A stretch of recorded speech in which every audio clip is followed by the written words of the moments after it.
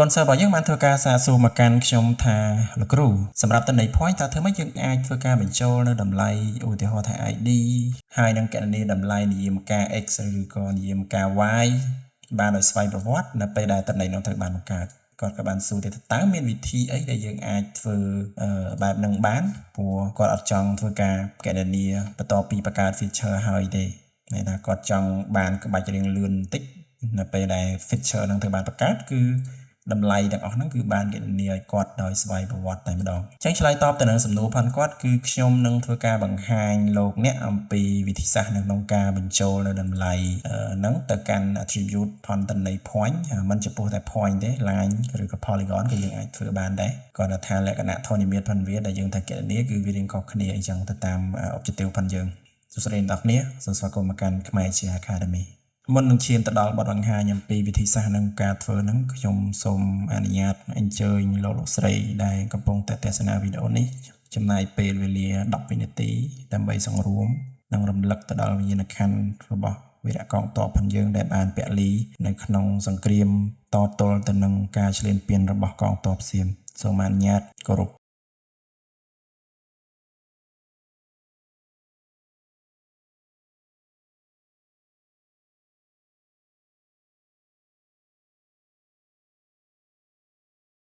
អូខេអញ្ចឹងដើម្បីអាចឲ្យយើងបញ្ចូលនៅតម្លៃ x ឬក៏ y ឬក៏ id ទៅក្នុងតន័យ point ឬក៏ line ឬក៏ polygon ហ្នឹងបានគឺយើងត្រូវការបច្ចេកទេសមួយតាមរយៈ attribute rule មុននឹងយើងទៅកាន់ attribute rule អ្វីដែលយើងត្រូវធ្វើដំបូងគឺយើងត្រូវបើក global id ឲ្យតន័យផងយើងសិននេះគឺជាតន័យ point ផងខ្ញុំដែលខ្ញុំនឹងត្រូវប្រើហើយដើម្បីបើក global id គឺងាយទេយើងគ្រាន់តែមកស្ដាំលើតន័យ point ហ្នឹងមក property បន្តមកទៀតយើងចូលមកកាន់ tab មួយគឺ manage ហើយយើង tick ទៅលើ global id global id នេះគឺជាអីគេ global id នេះគឺជា unique identifier សម្រាប់ feature នីមួយៗមានន័យថានៅពេលដែលយើងបើក global id ហ្នឹងគឺកម្មវិធីវានឹង treat feature ហ្នឹងគឺ unique តែម្ដងទោះបីជាយើង copy data ហ្នឹងចេញឬក៏យើង export យើងអីទៅគឺអា feature ហ្នឹងគឺនៅតែ unique ដដែលណាវាខុសពី global id វាខុសពី object id គឺថានៅពេលដែលយើង export data ឬក៏ copy ឬក៏ edit អីវាអាចប្រែប្រួលប៉ុន្តែសម្រាប់ global id នេះគឺអត់ទេកាលណាតែយើងបើកវាហើយអា feature មួយនៅក្នុងតន័យហ្នឹងគឺវា unique តែម្ដងហើយ unique ហ្នឹងគឺ unique across the database ហ្នឹងអូខេអញ្ចឹងយើងគ្រាន់តែគ្រីសប៉ុណ្្នឹងមកយើងចុច OK នៅពេលដែលយើងបើក global id ហើយយើងចូលទៅកាន់ attribute ផនតន័យផងយើងនឹងឃើញមាន field មួយគឺ field global id នេះមានផ្កាយកន្លែងនេះមានន័យថាយើងអាចលុបវាចោលបានទេហើយបើសិនបើយើងមិនចង់ឲ្យវាបង្ហាញនៅក្នុងតន័យផងយើងទៅយើងអាចហាយវាបានណាយើងហាយវាទៅគឺវាបាត់ហើយបាត់ហ្នឹងមិនមែនលុបចោលណាគ្រាន់តែវាបាំងលាក់ហ្នឹងហើយអូខេអញ្ចឹងដើម្បីទៅបង្កើតនៅក្បួនច្បាប់មួយចំនួនដែលអនុញ្ញាតឲ្យយើងអាចធ្វើការបញ្ចូលតម្លៃបានដោយស្វ័យប្រវត្តិគឺយើងត្រូវការ attribute rule អញ្ចឹងការចូលទៅកាន់ attribute rule គឺយើងអាចចូលទៅ data menu ហើយតាមមកយើងចុចលើប៊ូតុង attribute rule មួយបែបទៀតយើងអាចមកស្ដាំលើ layer ផងយើងហ្នឹងហើយយើងយក data design ហើយយើងយក attribute rule បានដូចគ្នាអូខេចឹងនៅក្នុង attribute rule នេះមែនតើទៅ rule ផងវាមាន3វាមាន calculation constraint និង validation ហើយនៅក្នុងករណីនេះគឺយើងនឹងធ្វើការលើ calculation rule ណាព្រោះយើងចង់បញ្ចូលតម្លៃទៅក្នុង feature ដែលបង្កើតថ្មីហ្នឹងអញ្ចឹងចុច add rule នេះមកអូខេអញ្ចឹងនៅទីនេះយើងនឹងអាចបង្កើតនៅ rule សម្រាប់ xy មុនទៅព្រោះ xy វាស្រួលទេអត់ពិបាកទេ rule របស់វាហើយយើងមើលយើងបញ្ជាក់ម្ដងទៀត field ផងយើងគឺយើងមាន3ណា id x និង y អូខេអញ្ចឹងបង្កើត field ហ្នឹងឲ្យហើយមុននឹងធ្វើអូខេអញ្ចឹងកន្លែង rule name នេះខ្ញុំដាក់ឈ្មោះថា x ដាក់ស្អីក៏បានដែរអាហ្នឹងឲ្យតែចងចាំណាហើយបន្តមកកន្លែង field នេះយើងរើស field ផងយើងមកគឺ field x ហ្នឹងអូខេហើយបន្តមកគឺកន្លែង expression នេះគឺជាចំណុចសំខាន់ចុចលើអាសញ្ញា x នេះអក្សរ x នេះចុចមកហើយបន្តមកយើងផ្សេង expression មួយអូខេអញ្ចឹង expression សម្រាប់ x គឺមិនពិបាកទេឥឡូវនេះខ្ញុំប្រើ round function ដើម្បីប្រកួតតម្លៃក្រោយក្បៀសខ្ញុំយកក្រោយក្បៀសតែ3ខ្ទង់ទេហើយបន្តមកខ្ញុំប្រើ function geometry នៅក្នុង function geometry នេះគឺយើងដាក់តម្លៃមួយគឺ $feature អូខេចឹងមានន័យថាវានឹងកណនី geometry ទៅលើ feature ដែលកំពុងបង្កើតនឹងបានតែយើងចុចបង្កើត point មួយវានឹងកណនី geometry ទៅលើ feature ហ្នឹងហើយបន្តមកតើយើងចង់បាន attribute អីគេណាចឹង attribute ដែលយើងចង់បានសម្រាប់ geometry ហ្នឹងគឺយើងចង់បាន x អូខេយើងដាក់ .x ចឹងមកហើយបន្តមកយើងក្បៀសនេះគឺក្បៀសសម្រាប់ round function នេះចឹងយើងចង់បាន3ខ្ទង់យើងដាក់3មក3ខ្ទង់ណាបិទមុខកញ្ចក់វិញអូខេខ្ញុំ copy នេះមួយដើម្បីទៅដាក់ឲ្យ y ដែរព្រោះ y យើងដូរតែ y dot y មកបានហើយអូខេអញ្ចឹងចុច OK មកយើងបាន x មួយបន្តមកយើងបង្កើតមួយទៀតនៅកន្លែងនេះ rule name ខ្ញុំដាក់ថា y ហើយខ្ញុំរើស field y មែនតើអ្នកទាំងនេះអាចទៅសេ description នៅកន្លែងនេះបានណាប៉ុន្តែខ្ញុំអត់ទេឬក៏ទៅសេបន្តិចទៅ calculate y coordinate ចឹងទៅអូខេ expression យើងផាសមកអូខេ dot y ណា y ធំបានប៉ុណ្្នឹងហើយយើងចុច OK មកយើងមើលមកកន្លែង trigger នេះគឺសំខាន់តើយើងចង់ឲ្យតម្លៃនឹង update ឬក៏យើងចង់ឲ្យតម្លៃនឹងវាបញ្ចូលទៅតាម expression នេះនៅពេលណាវាមាន3 event insert update និង delete អញ្ចឹងយើងត្រូវការរបៀបម៉េចសម្រាប់ coordinate សម្រាប់ coordinate មានន័យថានៅពេលដែលយើងបង្កើត coordinate គឺវានឹងកណនី coordinate នៅត្រង់ចំណុចហ្នឹងឧបមាថាប្រសិនបើយើង move ចំណុចហ្នឹងទៅកន្លែងមួយទៀតក៏យើងចង់ឲ្យ coordinate ហ្នឹងវា update ដែរមានន័យថាវាកែទៅតាមកន្លែងថ្មីហ្នឹងអញ្ចឹងកន្លែងនេះយើងអាចគ្រីស2នេះគឺ insert និង update insert update ណាអញ្ចឹងមានន័យថានៅពេលដែលយើងបង្កើតវាកណនីឲ្យយើងហើយនៅពេលដែលយើង move data ហ្នឹង move ចំណុចហ្នឹងទៅកន្លែងមួយទៀតក៏វានឹង update តម្លៃហ្នឹងឲ្យថ្មីដែរណាអាកន្លែងហ្នឹងគឺ trigger event ហ្នឹងហើយ x ដូចគ្នាដែរយើងគ្រីស insert និង update អញ្ចឹងអានេះយើងអាចទៅសេ description ឲ្យវាដែរទៅ calculate x coordinate អាហ្នឹងយើងបាន rule 2ហ្នឹងគឺ x ហើយនិង y យើងនៅសល់ rule មួយទៀតគឺ id ណាយើងដាក់មក auto id អានេះគឺជាឈ្មោះផងយើង calculate id for point data automatically មានន័យថាយើងកណនីតម្លៃ id ឲ្យតម្លៃ point នេះដោយស្វ័យប្រវត្តិអូខេអញ្ចឹងយើងចង់ធ្វើការនៅលើ field id បន្តមកយើងត្រូវការទៅសេ expression ដែលនេះគឺវាមានការពិបាកបន្តិចប៉ុន្តែ expression ខ្ញុំនឹង copy ដាក់នៅក្នុង description ឲ្យលោកអ្នកអាចប្រើប្រាស់បាន copy ទៅយកទៅ paste ចូលទៅប្រើបានហើយអូខេអញ្ចឹងនៅក្នុងកណនីនេះគឺជំហានទី1គឺខ្ញុំត្រូវការចាប់យកនៅ feature ទាំងអស់ណា feature ទាំងអស់មកសិនមានន័យថា feature ដែលនៅក្នុង point នេះយើងនឹងធ្វើការបង្កើតវានៅកន្លែង variable fc នេះអញ្ចឹងខ្ញុំប្រើ function feature set by name យើងនឹងសេអញ្ចឹងមក feature set by name កន្លែងហ្នឹងមានន័យថាវានឹងធ្វើការចាប់យកនៅ feature ទាំងអស់ដែលមាននៅក្នុងទិន្នន័យផងយើងដែលយើងនឹងត្រូវ specify បន្តិចទៀតហ្នឹងអញ្ចឹង feature set by name បន្ទាប់មកយើងកំណត់ទីតាំងរបស់ទិន្នន័យគឺតាមរយៈអានេះគឺយើងមិនចូលទៅកំណត់ file ទេគឺយើងគ្រាន់តែ file function data store មក data store បែបនេះគឺវានឹងស្គាល់កន្លែងទីតាំងផងយើងហើយបន្តមកទៀតយើងគ្រាន់តែឲ្យឈ្មោះទិន្នន័យផងយើងទៅទិន្នន័យផងយើងគឺឈ្មោះរបស់វាគឺ point ណា point នេះអញ្ចឹងយើងវាយ point ហ្នឹងមក point បន្តមកទៀតយើង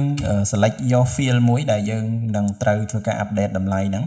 អញ្ចឹង field ដែលយើងចង់ update តម្លៃហ្នឹងគឺ field id ណាអញ្ចឹងជៀសវាងការយកទាំងអស់មកគឺយើងយកតែមួយមកបានហើយគឺវាយ៉ាងម៉េចវាមិនធ្ងន់ណាហើយបន្តមកទៀតគឺយើងបង្កើតនៅ variable មួយទៀតគឺខ្ញុំដាក់ឈ្មោះថា max id អានេះ variable នេះយើងអាចដាក់មិនក៏បានដែរប៉ុន្តែនេះក្នុងកណនីយើងដាក់ថា max id ដែល max id ផងយើងដោយសារតន័យរបស់យើងគឺតន័យថ្មីអញ្ចឹងចំណុចចាប់ផ្ដើម id ចាប់ផ្ដើមរបស់យើងគឺ0កន្លែងនេះមានន័យថានេះគឺជាចំណុចធំបំផុតណាគឺជាតម្លៃធំបំផុតដែលមាននៅក្នុង field id ផងយើងគឺយើងកំណត់ចំណុចហ្នឹងគឺកំណត់កន្លែងហ្នឹងឲ្យស្មើ0ណានៅក្នុង algorithm ហ្នឹងកន្លែងហ្នឹងយើងគិត process បន្តិចសិនទៅន័យថាតើយើងអាចបញ្ចូលតម្លៃលេខលំដាប់ហ្នឹងដោយស្វ័យប្រវត្តិហ្នឹងបានដោយរបៀបម៉េចអញ្ចឹងមានន័យថានៅក្នុង process គឺ ArcGIS ឬក៏កម្មវិធីវានឹងធ្វើការ loop ទៅកាន់ feature ទាំងអស់ដែលមាននៅក្នុង field ID នេះវា loop ហើយវាចាប់ផ្ដើមយកតម្លៃ maximum ID មានន័យថាតម្លៃធំបំផុតដែលមាននៅក្នុងហ្នឹងយកទៅ update មានន័យថាយកទៅថែមមួយរហូតអញ្ចឹងណាដើម្បីឲ្យបានតម្លៃកំណើនអញ្ចឹងទៅអញ្ចឹងយើងទៅការ loop តើយើង loop ដូចម៉េចគឺយើងប្រើ for loop នៅក្នុងករណីហ្នឹងយើងវាយ for មកហើយនៅក្នុង arcade គឺយើងត្រូវទៅសេបែបនេះអូខេនេះគឺលក្ខខណ្ឌគឺនៅក្នុងនេះអញ្ចឹងមានន័យថាយើងនឹងត្រូវការរក loop ណា loop ទៅកាន់ feature ទាំងអស់គេថា for f in f dot id អូខេវានឹងធ្វើការ loop ចូលទៅកាន់ feature ទាំងអស់ដែលមាននៅក្នុង field id នេះហើយនៅពេលដែលវា loop បានហើយយើងនឹងចាប់ផ្ដើមកំណត់នៅ condition យើងចាប់ផ្ដើមកំណត់នៅ condition ផងយើងគឺអីគេ condition ផងយើងគឺយើងនឹងចាប់យកនៅតម្លៃ feature ទាំង line ណាឬក៏តម្លៃ feature នីមួយៗហ្នឹងដែលមិនទទេអូខេដែលមិនទទេដើម្បីអីយកតម្លៃដែលមិនទទេដើម្បីយកមកធៀបជាមួយនឹង maximum ID នេះឥឡូវនេះគឺវា0អញ្ចឹងតម្លៃដែលមិនទទេហ្នឹងថាតើវាធំជាង max ID នេះឬក៏តូចជាង max ID នេះអញ្ចឹងប្រសិនបើ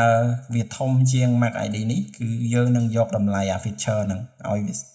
អា max ID នេះវានឹងស្មើតម្លៃអា feature ហ្នឹងវាជាតម្លៃ max ID ថ្មីហើយបន្តមកបានយើង update បូកវាថែមអញ្ចឹងទៅអញ្ចឹងមិនទទេកន្លែងនេះគឺយើងប្រើវាខុសពី Python ខុសពីអីអានេះគឺយើងទៅសេថា is empty នេះមានន័យថាទទេ is empty f.id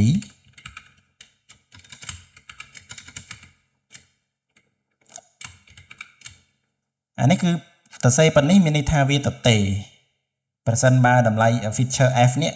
ទទេអញ្ចឹងដើម្បីឲ្យវាទៅជាមិនទទេគឺយើងដាក់សញ្ញាឧទានពីមុខមកអញ្ចឹងណាបើនៅក្នុង Python គឺតម្លៃខុសពីហ្នឹងគឺយើងប្រើបែបនេះនេះគឺខុសពីអូខេអញ្ចឹងនៅពេលដែលយើងបានកំណត់ condition ផងយើងហើយ if ណាបើសិនបើហ្នឹងវាមិនទទេយើងចាប់ផ្ដើមធៀបតម្លៃឲ្យ max id ទៅស្មើហ្នឹងយើងប្រើ function max គឺ max id ជាមួយនឹង f.id អូខេអញ្ចឹងមានន័យថាយើងនឹងធ្វើការធៀបតម្លៃពីរនេះតម្លៃ max id បច្ចុប្បន្ននេះជាមួយនឹង feature ហ្នឹង feature ដែលនៅក្នុង field id ហ្នឹងតើអាមួយណាធំជាងអញ្ចឹងនៅពេលដែលយើងបានអាធំហើយណាយើងនឹង assign ឲ្យអា max id នេះអញ្ចឹងមានន័យថាតម្លៃ max id នេះវានឹង update ហើយកន្លែងហ្នឹងលែង0ហើយគេថា fid នេះគឺ1អញ្ចឹងកន្លែងនេះវាទៅជា1ហើយបន្ទាប់មកតម្លៃបន្ទាប់ផងយើងគឺយើងនឹង return ស្អីគេកន្លែងនេះយើងនឹង return max id បូក1កន្លែងនេះមានន័យថាតម្លៃថ្មីនេះជាតម្លៃថ្មីនៃ feature របស់យើងនៅពេលយើងចុច1វា1ហើយនៅពេលដែលយើងចុចមួយសារទៀតmax id នេះវានៅតែបូកថែម1ទៅ2ហើយចុចមួយទៀត3អញ្ចឹងទៅមានន័យថាតម្លៃវា update តហើយមកនេះគឺជា expression ផងយើងទៅសេតែប៉ុណ្្នឹងទៅអូខេវាមានកន្លែងខុសហើយយើងមើលតើវា error ស្អីគេ object not found តាមប៉ុន្តែកន្លែងនេះគឺខ្ញុំច្រឡំទេកន្លែងនេះគឺមិនមែនទេគឺ fc ណា for f in fc ណាចាំមានន័យថាយើង loop feature ទាំងអស់ដែលមាននៅក្នុងអា feature set by name ដែលយើងបាន filter នេះសូមអធិស្ឋាននេះមិនមែន f.id ទេគឺ fc កន្លែងនេះហើយយើង OK មកឥឡូវមកដល់ចំណុចសំខាន់មួយទៀតគឺ trigger event កន្លែងនេះតើយើងយក insert update ដែរអត់កន្លែងនេះគឺយើងយកតែ insert ទេហើយបានយើងអត់យក update ពីព្រោះនៅពេលដែលយើងបង្កើត feature ហើយយើងចង់កែតម្លៃហ្នឹងប្រសិនបើយើងយក update ប្រហែលថាយើងចុចមក1 2 3 4 5រហូតដល់10អញ្ចឹងទៅហើយអាលេខ3នេះយើងចង់កែទៅលេខផ្សេងអញ្ចឹងដល់ពេលដែលយើងកែអាហ្នឹងអា max id របស់យើងនេះវាមកនឹងវានឹងមកតាមអាហ្នឹងហើយណាហើយដល់ពេលយើងកែទៅវានឹង update ទៅអា max id ហ្នឹងតែម្ដងអូខេអញ្ចឹងនៅក្នុងករណីនេះគឺយើងយកទៅ insert ទេបានប៉ុណ្្នឹងហើយ rule របស់យើងទាំង3នេះគឺរួចរាល់ហើយយើងអាច save មកសិនជាយើងទៅសេត្រូវគឺវាអត់មាន error ទេតែបើសិនបើយើងទៅសេអត់ត្រូវទេវានឹង load កុហកកន្លែងនេះមានន័យថាអត់ត្រូវអត់ជោគជ័យទេអញ្ចឹងយើងពិនិត្យមើល expression របស់យើងឡើងវិញអូខេអញ្ចឹងយើងមកមើលជាក់ស្ដែងដល់ពេលយើងទៅសេ rule ហើយឥឡូវនេះតនន័យនេះខ្ញុំ update symbology វាបន្តិចទៅកន្លែងនេះគឺខ្ញុំបានទៅសេខ្ញុំបានដាក់ label ឲ្យវាហើយគឺខ្ញុំដាក់ label id ជាមួយនឹង x ជាមួយនឹង y ណាអញ្ចឹងយើងចាំមើលទាំងអស់គ្នា នៅពេលដែលយើងទៅសេ rule ហើយនៅពេលយើងចុចមកយើងឃើញថាតម្លៃ ID ក្តីតម្លៃ x ក្តី y ក្តីហ្នឹងគឺវា update ឲ្យយើង automatic ហ្នឹង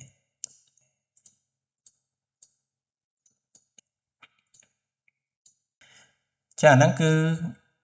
សម្រាប់ ID ហើយ x y នេះនៅពេលដែលយើង update វាឥឡូវនេះយើងចាំមើលអាលេខ12នេះជាមើលនៅពេលដែលខ្ញុំ move វាណាខ្ញុំ move វាមកឥឡូវនេះហើយយើងចាំមើល x របស់វាគឺប្រែប្រួលដូចគ្នាដែរ x របស់វាគឺវាប្រែប្រួលដែរណាហើយឧបមាថាយើងលុបអាលេខ6នេះអា6យើងគួរអត់ត្រូវយើងលុបចោលហើយយើងបង្កើត feature ថ្មីមួយទៀតយើងបង្កើត feature ថ្មីមួយទៀតហើយ feature ថ្មីហ្នឹងវាទៅជាលេខ13នេះអញ្ចឹងយើងចង់កែវាទៅជាលេខ6វិញកន្លែងនេះយើងអាចធ្វើបានពីព្រោះដោយសារយើងអត់បានគ្រីសអា update ទេអញ្ចឹងបើសិនបើយើងគ្រីស update វានឹងអាកន្លែងលេខនេះវាមិនមែន6ទេទោះបីជាយើងវាយ6ក៏ដោយប៉ុន្តែនៅពេលយើង enter ទៅគឺវាទៅ14វិញឥឡូវនេះយើងចុចមក13នេះណានៅពេលយើងកែវាតែយើងកែវាទៅ6មិញវាមិនមែន13ទេវាមិនមែន6ទេវាចេញ14វិញនៅពេលយើងកែទៅវាបូកថែមរហូតអញ្ចឹងណាចាកន្លែងហ្នឹងគឺគុណសម្បត្តិនៅពេលយើងអត់គ្រីស update ហ្នឹងហើយយើងក៏មិនគ្រីសដែរយើងក៏មិនគ្រីសវាដែរកន្លែងហ្នឹងលើកលែងតែ x និង y ព្រោះយើងត្រូវការ update property ផងវាប៉ុន្តែសម្រាប់ id នេះយើងមិនបាច់គ្រីសឲ្យគ្រីសទៅ insert ហ្នឹងទៅបានហើយស្រួលកែថ្ងៃក្រោយទៀតអូខេអញ្ចឹងសម្រាប់វិធីសាស្ត្រនេះគឺមានតែប៉ុណ្្នឹងឯងហើយសម្រាប់ expression គឺខ្ញុំនឹង copy ដាក់ឲ្យនៅក្នុង description លោកអ្នកអាច copy ហើយយកទៅដាក់ប្រើប្រាស់ទៅតាមការគួរចុះវីដេអូនេះមានតែប៉ុណ្្នឹងឯងហើយបើសិនបើលោកអ្នកមានសំណួរឬក៏មានចម្ងល់អីចង់សាកសួរលោកអ្នកអាចdrop នៅក្នុង comment ឬក៏ message មក page ខ្មែរជា Academy ក៏បានហើយយើងនឹងព្យាយាមឆ្លើយនៅសំណួរនោះជូនហើយយើងនឹងជួបគ្នានៅវីដេអូបន្តទៀតសូមអរគុណ